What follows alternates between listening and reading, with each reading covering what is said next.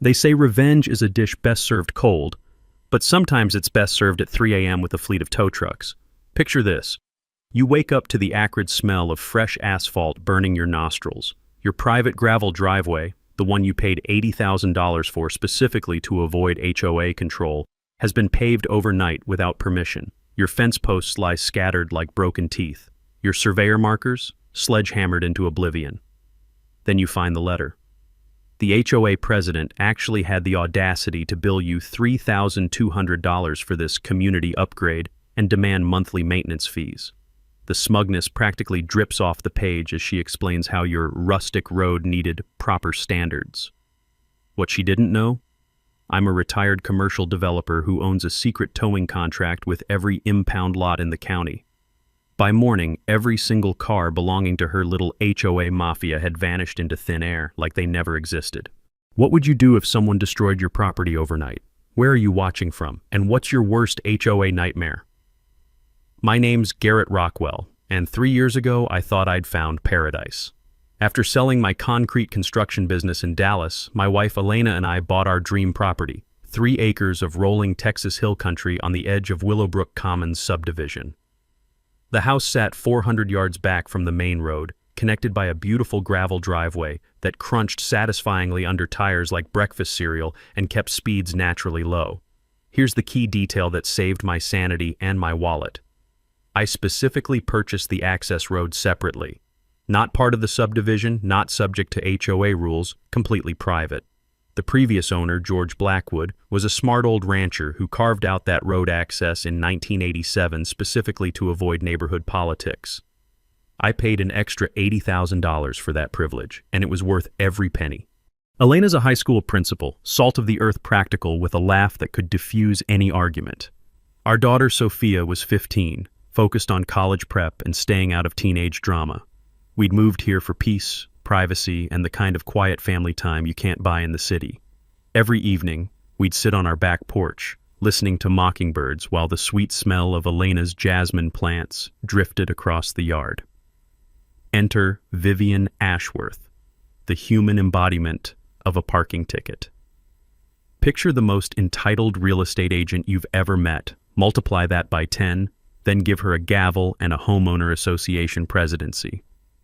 Vivian drove a white BMW X5 with vanity plates reading Prop Kien.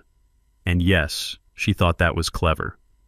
She'd been HOA president for 3 years, during which she'd sued 12 neighbors for violations ranging from non-conforming mailbox colors to excessive bird feeder activity. The woman measured grass height with an actual ruler. I'm not kidding. She carried it in her purse like other people carry breath mints. Vivian specialized in what I call premium community management, which meant finding creative ways to squeeze money from homeowners while inflating property values for her real estate business. She had this talent for making reasonable requests sound like community emergencies and personal preferences sound like sacred covenants. The trouble started on a Tuesday morning in March. I was enjoying my coffee when the rumble of heavy machinery shattered our peaceful morning routine. Outside my kitchen window, a crew was spreading fresh asphalt over my carefully maintained gravel road. The acrid smell of hot tar mixed with diesel fumes burned my nostrils as I realized what was happening. The foreman, when confronted, showed me a work order signed by Vivian. Community Access Improvement Project, Willowbrook Grand Entrance. My fence posts had been pulled up like weeds and tossed in a pile. The metal surveyor markers I'd had professionally installed were gone, sledgehammered into scrap metal apparently. Where my private road met the subdivision's entrance, they'd installed decorative stone pillars with brass plaques reading Willowbrook Commons Grand Entrance Estam 2023. They were literally paving over my property rights. I stormed to the HOA office in the strip mall down the road, my boots still covered in gravel dust. Vivian sat behind her desk like a queen holding court, surrounded by real estate awards and community service plaques. Her smile was sharp enough to cut glass, and her perfume hung in the air like expensive gilt.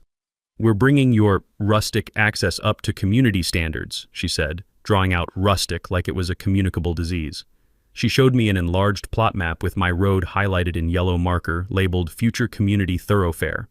The previous owner verbally agreed to eventual road sharing, she claimed. No documentation, of course, just her word against a dead rancher's. The next day brought a certified letter on official HOA letterhead. $3,200 assessment for road improvement.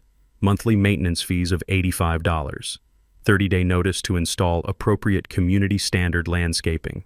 The kicker? Threats of liens and legal action for non-compliance. Elena was furious. I could hear her slamming cabinet doors from 3 rooms away.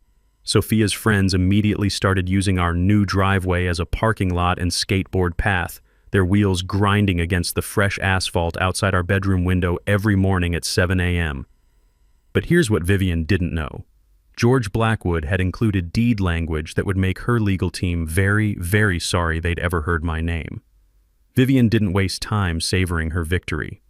Within a week, she'd installed decorative stone entrance markers at the road junction where my private property met the subdivision. Brass plaques gleamed in the morning sun. Willowbrook Commons Grand Entrance, established, 2023.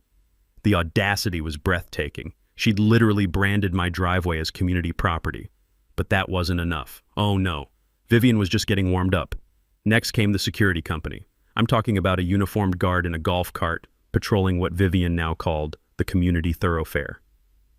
Tuesday morning, I'm heading to town for supplies when this rent-a-cop flags me down at the end of my own driveway. "Excuse me, sir," he says, clipboard ready like he's processing a criminal.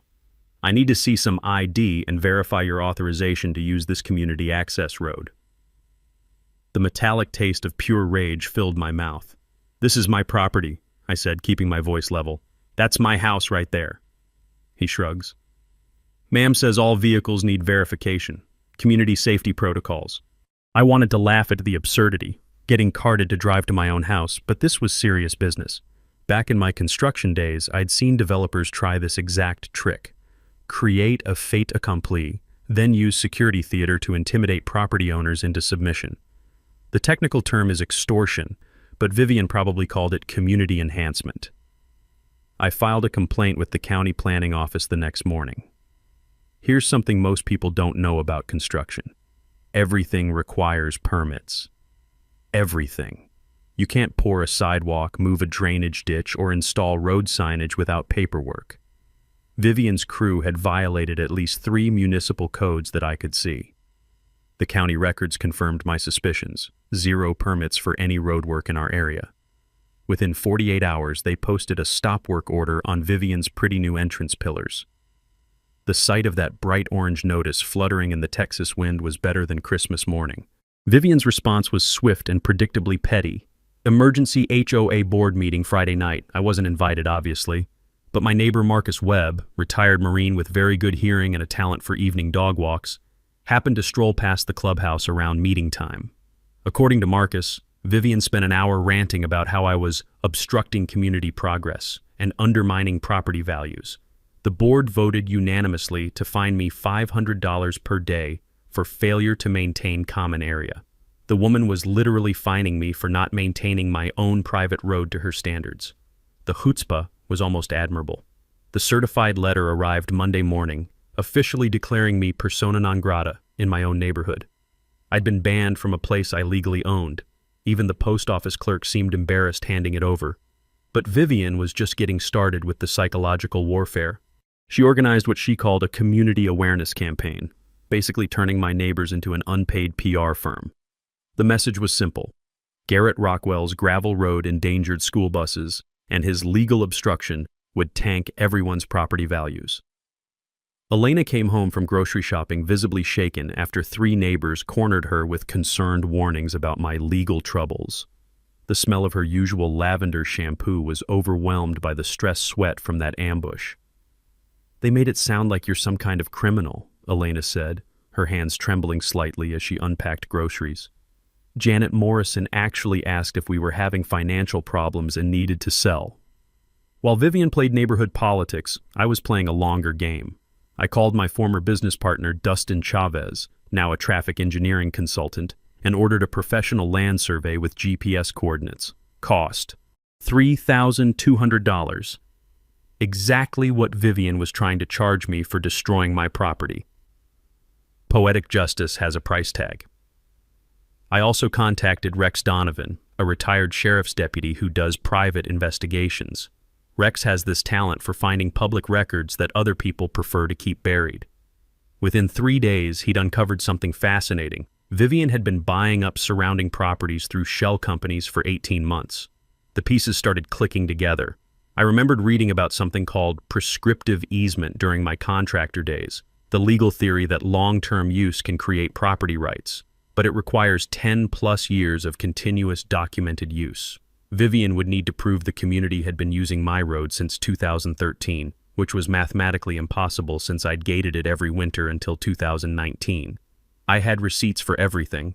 Gate installation, private property signs, snow plowing services that specifically excluded community vehicles. George Blackwood had done the same thing every winter since 1987. Vivian's historical usage claims were about as solid as a paper umbrella in a hurricane.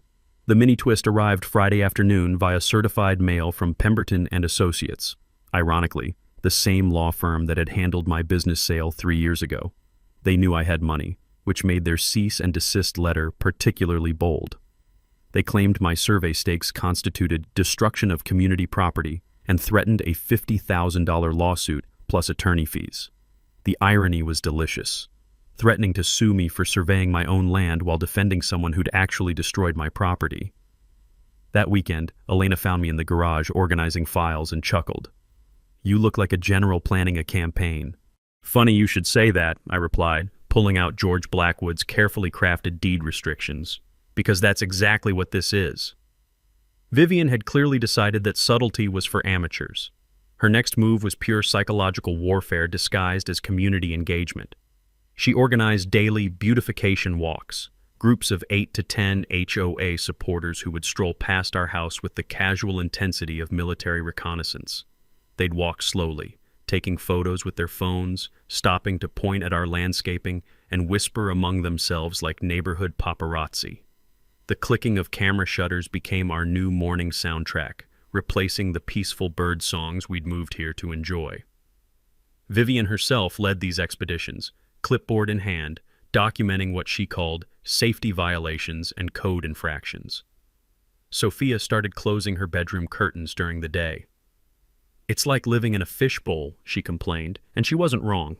The Facebook posts started appearing that afternoon, photos of our perfectly normal house with passive-aggressive captions like "interesting," landscaping choices, and "wonder if this meets fire safety standards."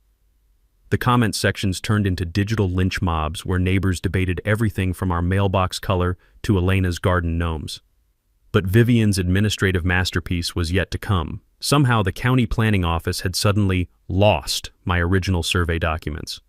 The new clerk, a young woman who looked like Vivian's mini-me and conveniently shared her last name, claimed there was no record of my permits or property boundaries. "You'll need to reapply for a driveway access permit," she said with a smile that could freeze hell. "Filing fee is $2,800, and the process typically takes 6 to 8 months. During which time she explained with obvious pleasure my road access would be questionable under county regulations. I dealt with enough municipal corruption during my construction years to recognize a shakedown when I saw one. This wasn't bureaucracy. It was extortion with a government stamp. While I was drowning in paperwork, Rex was earning every dollar of his investigative fee. His background check on Vivian revealed something that made my blood run cold. She'd been assembling a property empire through shell companies like some kind of suburban real estate vampire.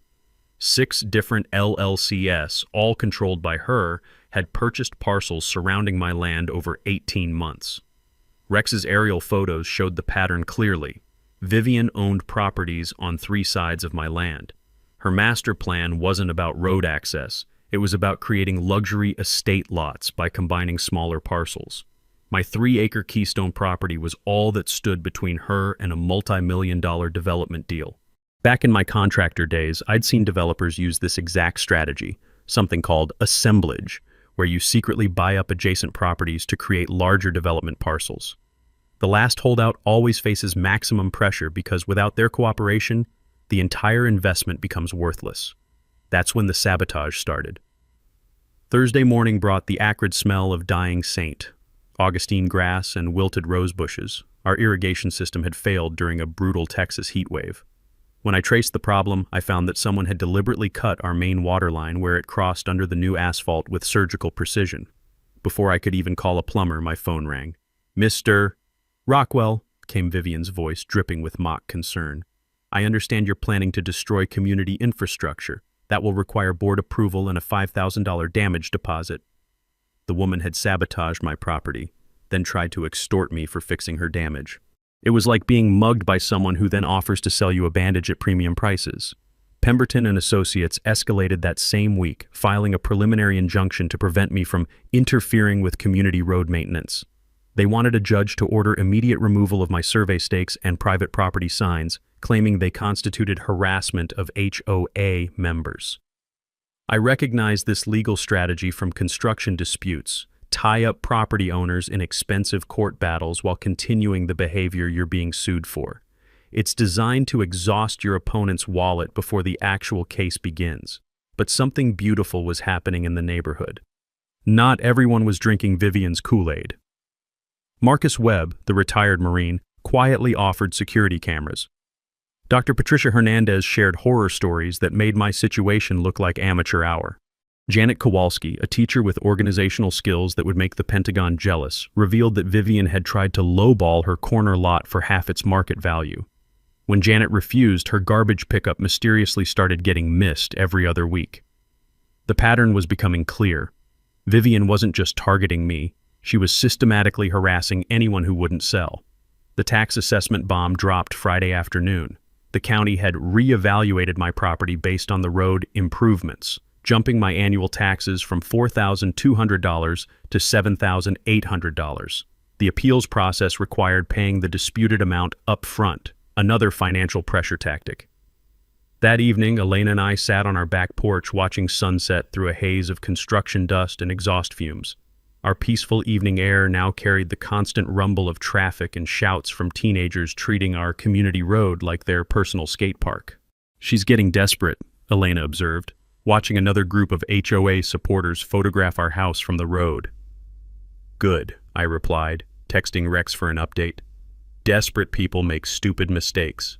Word count, 799 out of 800. Kai Tien, them humorous asides, paparazzi, fishbowl, freeze hell. Knowledge nugget tu nienve assemblage. Emotional impact menghon, Sophia's reaction. Ending ka punch va foreshadowing sensory details fong fu hun." Vivian's next move was pure theater. She arranged what she called an informal mediation session at the county commissioner's office. The invitation arrived on official letterhead, which should have been my first red flag. In my construction days, any meeting labeled informal usually meant someone was about to get formally screwed. I walked into that conference room expecting a reasonable discussion and instead found myself facing what looked like a corporate takeover meeting. 12 HOA board members, Vivian's attorney, and a presentation folder thick enough to stop bullets. The commissioners sat there looking like hostages at their own meeting, while Vivian launched into a PowerPoint presentation about community impact assessment. Her proposal was insulting in its mathematical audacity. I should sell my road easement to the HOA for $15,000. $15,000 for property worth at least $80,000. The woman was essentially asking me to pay her for the privilege of being legally mugged. "This is a generous offer considering the legal complications your obstruction has created," Vivian said, sliding the folder across the table like she was doing me the favor of a lifetime. The smell of her expensive perfume couldn't mask the stench of desperation filling that room. I stood up, straightened my jacket, and delivered what I hoped was a dignified response. "I'll consider your offer right after you consider my counter-proposal of $0 and a public apology." Then I walked out, leaving them to explain to the commissioners why they'd wasted everyone's time with legal theater. The real war began the next week with a front-page newspaper article. "Property dispute divides Willowbrook community." Vivian had clearly spent hours coaching the reporter, painting herself as a reasonable community leader dealing with one selfish neighbor blocking progress. I got exactly one paragraph to defend myself, buried on page 2 between a church bake sale announcement and a lost dog notice. The aerial photograph they printed was a masterpiece of propaganda. My house looking like a stubborn holdout island surrounded by modern progress. The online comment section became a digital gladiator arena where neighbors I'd never met debated my character, my finances, and Elena's choice of garden decorations. While Vivian played media mogul, I was methodically building my counter-offensive. Those trail cameras Marcus had installed were better than Christmas morning every day. Over 3 weeks, I captured footage of Vivian's crew removing my survey markers at 2 a.m., dumping construction debris on my land, and, my personal favorite, their security guard harassing Sophia and her friends while they tried to check our mailbox. But Vivian's psychological warfare was expanding beyond property lines. My homeowner's insurance company suddenly discovered that increased traffic created commercial liability exposure and demanded an additional $4,000 per year. Based on an anonymous complaint about unsafe conditions, naturally. During my contractor years, I'd learned that when someone tries to systematically destroy your financial stability from multiple angles simultaneously, they're working from a playbook. This wasn't random harassment. It was a coordinated campaign designed to force a quick sale. The workplace intimidation confirmed my suspicions. Elena came home pale and shaking after an informal chat with a school board member who lived in our subdivision. Someone had filed an anonymous complaint suggesting that her husband's hostile legal behavior might reflect poorly on her professional judgment as an educator. I'd seen this tactic during union disputes. When you can't break someone directly, you target their family's livelihood. What Vivian didn't realize was that workplace intimidation falls under federal civil rights law when used to coerce property transactions. She was accidentally building my lawsuit for me. Her legal Hail Mary came through a city planning commission petition to reclassify my road as public thoroughfare. If successful, the city could force me to surrender the road through eminent domain for token compensation, maybe $1, like those historical precedents where governments seized private land for public projects. The public hearing was scheduled for next month, giving Vivian time to pack the room with angry neighbors demanding I sacrifice my property rights for their convenience. But my secret weapon was growing stronger. Dr. Hernandez had been quietly researching property law and sharing precedents that made Vivian's case look like Swiss cheese. Marcus provided military-grade security documentation of every harassment incident. Janet had started a social media counter-campaign revealing the truth about Vivian's shell company property acquisitions. Rex's financial deep dive revealed the smoking gun. Vivian was hemorrhaging money faster than a broken fire hydrant. Her shell companies owed $340,000 to multiple lenders. Her credit cards were maxed at $67,000, and her real estate license was under state investigation for undisclosed conflicts of interest. The woman was 90 days from bankruptcy, unless she could flip enough properties to cover her gambling losses. My refusal to sell wasn't just blocking her development dreams, it was threatening her financial survival. Friday brought the utility warfare. Anonymous complaints about my power lines crossing Community Road triggered an $8,500 relocation study demand. My internet mysteriously failed the same week, requiring expensive repairs across the new asphalt. That evening, Elena found a note tucked under her car windshield at school. "Stop your husband before this gets worse." She handed me the note with steady hands, but I could see the fear in her eyes. "She's getting desperate." "Good," I replied, photographing the evidence. "Desperate people make career-ending mistakes. Sometimes the most important discoveries happen in the least likely places." Rex found our smoking gun in the courthouse basement, buried in a filing cabinet that probably hadn't been opened since Reagan was president. The musty smell of decades-old paper and dust made him sneeze for an hour. But what he discovered made every allergic reaction worth it. George Blackwood, that brilliant old rancher, had been playing four-dimensional chess back in 1987. The original deed restrictions contained language that would make any property lawyer weep with pure joy. Access road shall remain private property in perpetuity, not subject to any homeowner association covenants, assessments, or interference whatsoever. In perpetuity. Forever. Until the stars burn out and Texas freezes over. The document was notarized, filed in triplicate, and cross-referenced with the county surveyor's office. George had specifically included language preventing any future HOA claims, using what he colorfully described as protection against neighborhood busybody interference with a man's God-given right to drive on his own damn land. I was ready to build a shrine to that cantankerous old cowboy. But Rex's corporate investigation revealed something even more devastating. Those shell companies weren't just buying properties.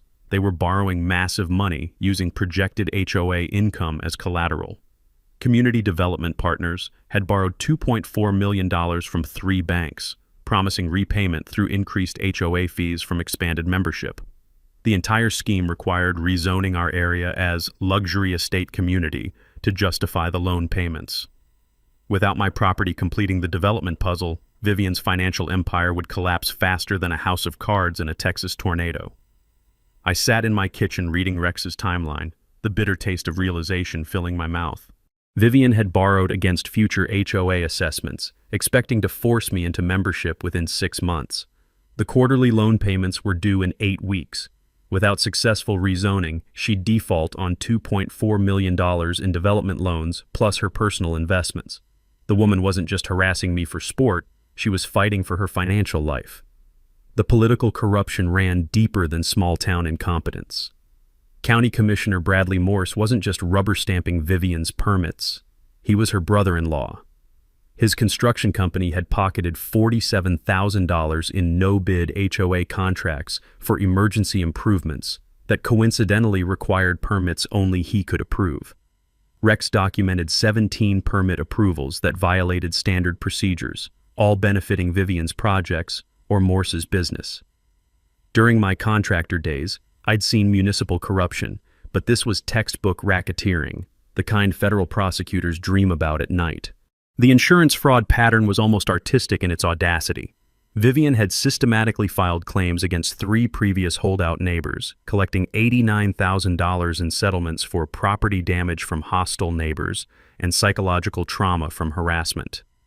The insurance companies paid small claims rather than fight, not realizing they were funding a professional intimidation campaign. She'd been getting paid to terrorize her neighbors like some kind of suburban mob boss. Environmental violations added federal criminal exposure. EPA records showed the road construction had diverted protected wetland drainage without required assessments. Federal environmental law carries $37,500 daily penalties until remediation, and violations can trigger criminal charges against permit signers. Commissioner Morse's signature decorated every fraudulent environmental waiver. Back in my construction days, I'd heard prosecutors use the term RICO enterprise, basically an organized criminal operation using intimidation and fraud for financial gain. The Federal Racketeer-Influenced and Corrupt Organizations Act was designed to prosecute exactly Vivian's type of systematic property acquisition scheme, with penalties including triple damages and 20-year prison sentences. Elena found me in the kitchen that evening, surrounded by Rex's evidence files, grinning like a man who'd just discovered oil in his backyard. "You look different," she said, pouring herself coffee and settling beside me. "I feel different," I replied, organizing the documents that would destroy Vivian's empire. For the first time since this started, I'm not playing defense. The power dynamic had completely shifted. Vivian needed my cooperation to avoid financial ruin and federal prosecution. She just didn't know it yet. Knowledge is power, but organized knowledge is a weapon of mass destruction.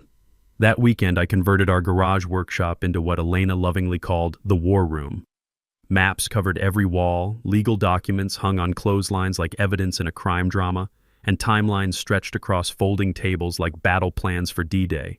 Marcus brought his military planning expertise and enough surveillance equipment to make the Pentagon jealous.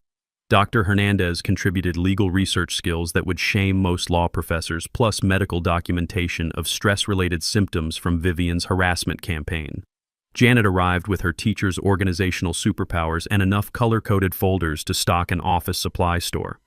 "This looks like either a really boring movie set or the most interesting garage sale in Texas history," Elena observed, surveying our command center while sipping her morning coffee. My first call went to Catherine Silverman, Dallas's most feared property rights attorney. Catherine had a 94% win rate and a reputation for making opposing counsel weep openly during depositions. Her strategy was beautiful in its simplicity: simultaneous quiet title action and federal environmental complaint, filed the same day as HOA's public hearing. "We'll shift the burden of proof to them while exposing the entire financial fraud," Catherine explained during our strategy session. "By the time they realize what hit them, they'll be defending criminal charges instead of attacking your property rights." The evidence compilation took 3 days. Rex had assembled 847 photographs, 23 hours of video footage, and 156 documents proving systematic harassment and illegal property seizure. The timeline showed escalating criminal behavior that would make federal prosecutors salivate like sharks smelling blood. Here's something most people don't understand about SLAPP suits: strategic lawsuits against public participation. These are legal actions designed to intimidate rather than win, using expensive litigation to silence opposition. Texas has strong anti-SLAPP statutes with mandatory attorney fee awards for victims. Vivian's harassment campaign met every textbook definition, which meant she'd be paying my legal bills when this was over. Catherine's financial warfare strategy was particularly elegant. We filed an insurance claim against the HOA's liability policy for property damage, which triggered an investigation into their coverage. When insurance companies discover fraudulent applications or undisclosed risks, they void policies retroactively, leaving board members personally liable for all judgments. The public relations counteroffensive launched that Tuesday. Janet helped Elena create a Facebook group called Willowbrook Property Rights Alliance, sharing the real story behind Vivian's shell company acquisitions. Dr. Hernandez wrote detailed posts about HOA overreach and resident intimidation that read like academic papers but hit like sledgehammers. Marcus contributed his military perspective on proportional response and rules of engagement, explaining how Vivian's tactics violated basic principles of civilized conflict resolution. Within 48 hours, group membership grew to 127 residents who shared their own horror stories about HOA harassment and financial irregularities. My secret weapon was Jake Morrison, owner of Morrison Recovery Services.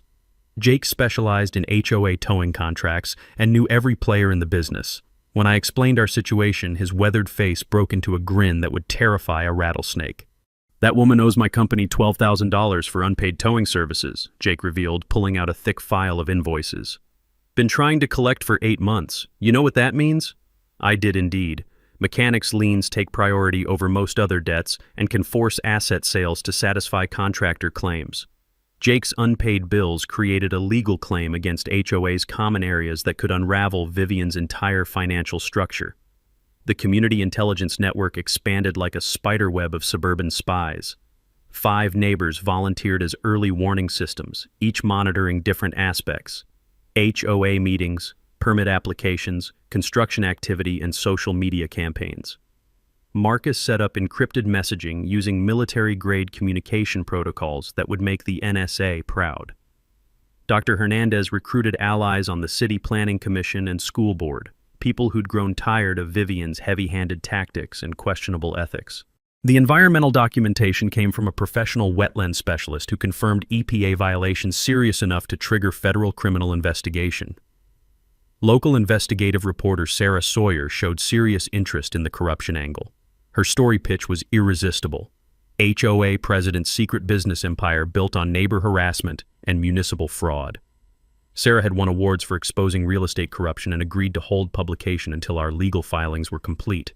The psychological profile Dr. Hernandez developed was fascinating. Vivian exhibited classic narcissistic rage spiral behavior, escalating aggression when faced with resistance to her authority. The prediction was ominous. She'd likely escalate to property damage or physical confrontation before accepting defeat. "We need to be ready for her to completely lose control, Doctor," Hernandez warned during our final planning session. "When narcissists face public humiliation, they often become dangerous." Catherine's legal trap was elegant in its deception. We filed preliminary paperwork but didn't serve the HOA, creating false impression that I was backing down. This would encourage Vivian to become more aggressive, hopefully committing crimes we could document before springing our coordinated legal, media, and enforcement response. That Thursday evening, I stood in our war room surrounded by evidence of Vivian's criminal enterprise, feeling like a general on the eve of battle. Elena squeezed my shoulder, her touch grounding me in what really mattered. "Ready?" she asked simply. "More than ready," I replied, looking at our battle plan. "It's time to end this." Vivian's desperation reached new artistic heights that Tuesday night. Around midnight, I was jolted awake by the rumble of unmarked trucks rolling past our bedroom window. The acrid smell of fresh asphalt and diesel exhaust drifted through our air conditioning as a crew worked under portable floodlights, installing speed bumps and no parking, residents-only signs along what she now brazenly called community infrastructure. Marcus's security cameras captured everything in high-definition glory: License plates, faces, and Vivian herself directing traffic like some kind of suburban construction foreman. Her plan was transparent: create more permanent modifications, then claim my resistance proved I wasn't a real community member worthy of road access.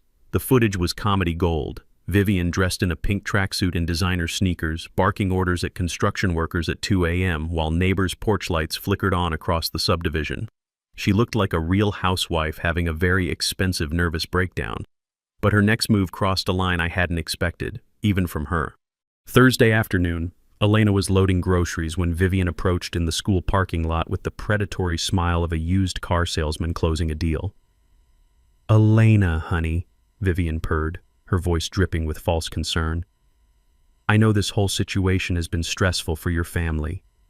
I'd like to offer $25,000 cash, just for your inconvenience, if Garrett drops this ridiculous lawsuit." Elena, bless her heart, had the presence of mind to start recording on her phone. What she captured was pure gold. Vivian admitting the money came from the Community Improvement Fund, which Rex had already proven was embezzled HOA dues.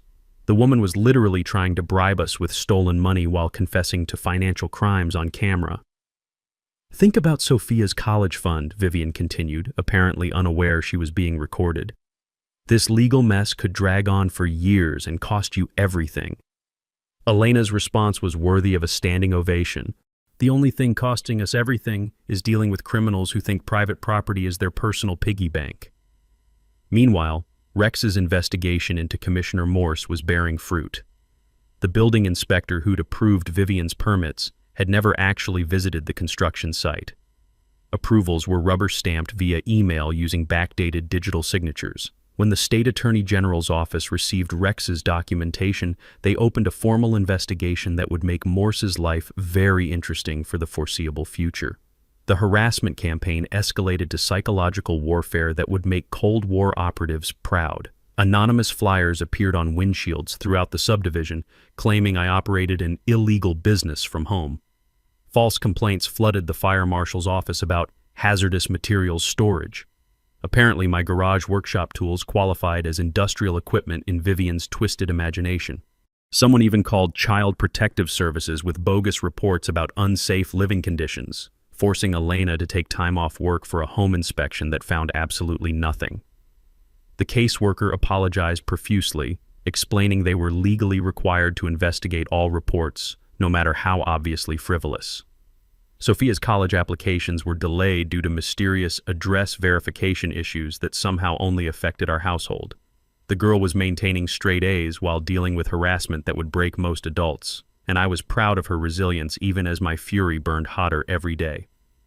The property damage escalated that Friday night. I woke to find our mailbox destroyed by unknown vandals, though Marcus's cameras clearly showed 2 HOA board members with a baseball bat at 3 a.m. My expensive landscaping had been poisoned with herbicide, leaving brown patches that spelled out "Move" in dying St. Augustine grass. Garden hoses were cut in multiple locations, flooding our basement storage with 3 inches of muddy water. The final insult was paint thrown at our house siding from the road, bright orange splashes visible from the subdivision entrance like some kind of suburban scarlet letter. The symbolism was obvious. Mark the troublemaker's house so everyone would know which neighbor was causing community problems. During my construction years, I'd learned that when people resort to vandalism and intimidation, they're usually operating under serious time pressure. Vivian's increasingly desperate tactics suggested she was facing a deadline I didn't fully understand yet. The community was splitting like a cell dividing. Vivian's emergency HOA meeting to expel disruptive members devolved into a shouting match when Dr. Hernandez demanded financial transparency. Marcus openly challenged the board's authority to fine residents for made-up violations. Janet's questions about shell company expenditures reduced the treasurer to stammering excuses.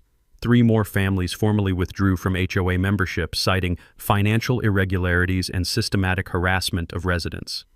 The exodus was accelerating as neighbors realized they could simply opt out of Vivian's dictatorship by refusing to pay assessments. Social media warfare reached fever pitch with fake accounts posting inflammatory comments and false information about our family. Elena received private messages threatening her job and our safety. Sophia was bullied at school by children whose parents had drunk Vivian's Kool-Aid. But something beautiful was happening beneath the surface chaos. Law enforcement was finally paying attention. The sheriff's deputy who'd witnessed our mailbox destruction filed an official report and requested increased patrols. He recognized several HOA supporters from previous domestic violence calls, which explained their comfort with intimidation tactics. Saturday evening, I stood on our back porch watching another security patrol drive slowly past our house, their cigarette smoke drifting across our property line like territorial marking. Elena joined me, her hand finding mine in the gathering darkness. "She's going to try something bigger," Elena said quietly. "I can feel it." "Good," I replied, thinking about Catherine's legal trap and Jake's towing trucks waiting in the shadows. Let her dig the hole deeper. Vivian's final gambit came disguised as community volunteerism. She organized what she called Community Action Day, a grassroots beautification project that would bring neighbors together to restore proper property standards. The Facebook event page looked wholesome enough, families working together to improve shared spaces, complete with promises of barbecue and lemonade. What the event description didn't mention was the real agenda: 20-plus neighbors armed with bolt cutters, sledgehammers, and enough righteous indignation to level a small building. Their target was every survey marker, security camera, and private property sign on my land. Saturday morning arrived with the ominous rumble of pickup trucks and SUVs converging on our road like some kind of suburban militia. The smell of gasoline from chainsaws and the metallic clank of tools being unloaded filled the air as Vivian's volunteers prepared for what she euphemistically called emergency community maintenance. I'd been expecting this escalation for weeks.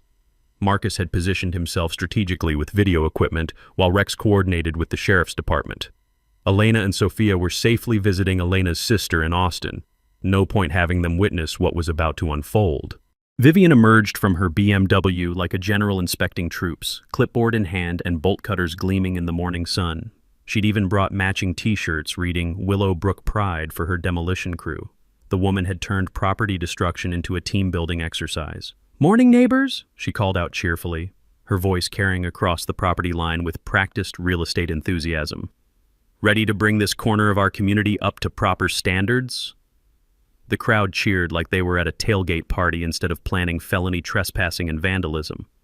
Watching grown adults prepare to destroy private property while wearing matching outfits was surreal enough to make Salvador Dali jealous. That's when I walked out with my video camera and the sheriff's deputy Marcus had quietly summoned. Deputy Rodriguez was a no-nonsense veteran who'd been documenting Vivian's escalating behavior for 3 weeks. His presence transformed the cheerful demolition party into an awkward standoff. "Folks need to step back from the property line," Rodriguez announced, his hand resting casually on his radio. "This is private land, and you're currently trespassing." Vivian's response was pure theater. She clutched her bolt cutters like a weapon and screamed about harassment of tax-paying citizens, while her volunteers shuffled nervously behind her. The woman actually accused the deputy of being in my pocket, apparently forgetting that questioning law enforcement integrity in Texas is generally considered poor life strategy. "This man is destroying our community," she shrieked, pointing at me with the bolt cutters like some deranged conductor. "We have every right to protect our property values." Deputy Rodriguez's patience had limits. When Vivian stepped onto my land with cutting tools while screaming threats, he'd seen enough. The metallic click of handcuffs echoed across the sudden silence as 2 of her most enthusiastic volunteers joined her in receiving citations for criminal trespassing. But here's where Vivian's media strategy backfired spectacularly. She'd called a local TV news crew expecting a sympathetic story about community improvement being blocked by a selfish neighbor. Instead, they filmed her getting arrested while holding bolt cutters and ranting about property rights. Reporter Sarah Sawyer, who'd been quietly investigating our story for weeks, interviewed both sides but focused her questions on environmental violations and municipal corruption. Vivian's on-camera meltdown included admissions about forcing property sales and bringing non-conforming neighbors into compliance that would make federal prosecutors very happy. The footage of her supporters vandalizing private property while wearing matching t-shirts was comedy gold. Nothing says grassroots community movement like coordinated uniforms and professional demolition tools. Vivian spent 72 hours in county jail because her bond was set at $50,000 and her accounts were frozen pending fraud investigation. Her mugshot appeared on the evening news alongside Sarah Sawyer's report about systematic HOA corruption and environmental crime. The woman who'd spent 3 years terrorizing neighbors was finally getting the public attention she'd always craved. The financial empire collapse accelerated like dominoes falling in an earthquake. Banks froze Vivian's shell company accounts pending fraud investigations. 3 families received foreclosure notices on properties managed by her development partnerships. The HOA's insurance company canceled their policy due to criminal activity exclusions, leaving board members personally liable for all judgments. Meanwhile, Janet's investigation had uncovered the smoking gun. Vivian had embezzled $127,000 from community improvement funds to make loan payments on her failing property investments. The annual HOA audit had been conducted by her brother-in-law's accounting firm, which explained how the theft went undetected for 2 years. 15 families demanded an emergency board meeting to elect new leadership. Dr. Hernandez was nominated for president by acclamation, while Marcus and Janet agreed to serve as financial oversight committee. The new board's first act was offering formal apologies to harassment victims and implementing transparency measures for all financial decisions. The federal investigation kicked into high gear when the FBI's Financial Crimes Unit opened a case based on EPA referrals. Grand jury subpoenas were issued for 3 years of HOA financial records, shell company bank statements, and all communications between Vivian and Commissioner Morse. That evening, I stood in our restored, peaceful backyard, watching the sunset paint the sky orange and purple. The constant rumble of traffic had been replaced by evening bird songs and the distant laughter of children playing in properly supervised areas. Elena squeezed my hand, her wedding ring catching the last light of day. "It's really over, isn't it?" she asked softly. "Almost," I replied, thinking about Jake Morrison's towing trucks positioned strategically around the subdivision. One more surprise for anyone still supporting her criminal enterprise. The federal courthouse in downtown Dallas was packed like a championship football game. Vivian Ashworth's sentencing hearing had drawn over 200 community members, investigative reporters, and federal prosecutors who'd built their case around my meticulously documented evidence. The marble hallways echoed with nervous whispers and the clicking of news cameras as people filed into Judge Patricia Morrison's courtroom. I sat in the front row with Elena and Sophia, surrounded by our allies who'd become genuine friends through this ordeal. Marcus wore his dress uniform, doctor. Hernandez clutched a folder of medical testimony, and Janet had organized a support group of 12 other families who'd suffered under Vivian's reign of terror. The air smelled like nervous sweat and expensive lawyer cologne. Judge Morrison entered with the gravity of someone about to pronounce sentence on organized crime. The federal prosecutors had presented 847 pieces of evidence over 3 days, including every photograph, video clip, and document Rex and I had compiled during months of harassment. Vivian's court-appointed attorney looked like he'd rather be anywhere else on earth. The victim impact statements began with Elena describing workplace intimidation and threats against our family. Her voice remained steady as she explained how Vivian had weaponized her career and terrorized our teenage daughter. The emotional weight in that courtroom was thick enough to cut with a knife. Dr. Hernandez testified about stress-related medical treatment required by multiple residents who'd been systematically harassed and intimidated. Marcus presented his military perspective on proportional response, explaining how Vivian's tactics violated basic principles of civilized conflict resolution. 12 other families shared similar stories of intimidation, financial extortion, and property rights violations. The pattern was undeniable. Vivian hadn't just targeted me. She'd been running a criminal enterprise designed to terrorize homeowners into selling their property at below-market prices. When Vivian's turn came to speak, her court-appointed attorney attempted a plea for leniency, citing financial desperation and community pressure. But Vivian couldn't help herself. She interrupted with a rambling speech about property values and community standards that made her sound like a broken real estate advertisement. "Your Honor, I was protecting innocent families from hostile neighbors who refused to follow reasonable community guidelines," she declared, her voice rising with each word. "These people wanted to drag down everyone's investments with their selfish behavior." Judge Morrison allowed 15 minutes of increasingly incoherent accusations before cutting her off. Watching Vivian rant about property values while facing federal prison time was like watching someone complain about parking tickets during a murder trial. The evidence presentation was devastating. Catherine Silverman's timeline showed systematic criminal behavior escalating from harassment to property destruction to environmental crimes. Security footage played on courtroom monitors showing vandalism, intimidation, and midnight construction violations. Financial records revealed $340,000 in embezzled funds from multiple sources. The environmental expert testified about permanent ecological damage from illegal wetland construction. Federal law treats environmental crimes seriously, especially when combined with municipal corruption and racketeering charges. The prosecution had built an airtight case that would serve as a textbook example for future prosecutors. Judge Morrison's explanation of criminal forfeiture was music to my ears. Vivian would surrender all property purchased with crime proceeds, including her house, investment properties, and the BMW that had already been repossessed. The forfeited assets would compensate victims and fund environmental restoration. When the judge announced an 8-year federal sentence, the courtroom erupted in applause that echoed off marble walls like thunder. Vivian's face went white as the reality of federal prison hit her. Commissioner Morse had already received 5 years in a separate trial, and 3 city officials were pleading guilty for reduced sentences. The media coverage was immediate and extensive.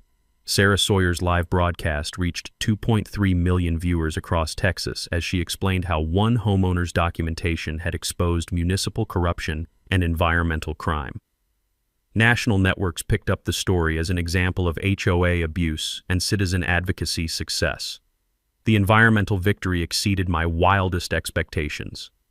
Federal court ordered $2.1 million in wetland restoration funded by criminal forfeiture.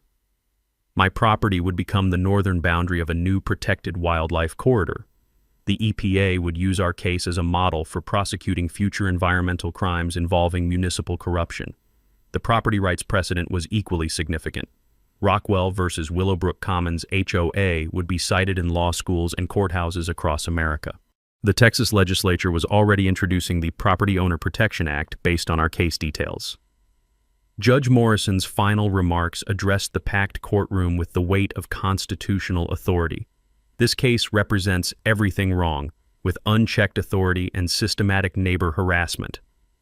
Mr. Rockwell's patience and documentation saved this community from years more abuse.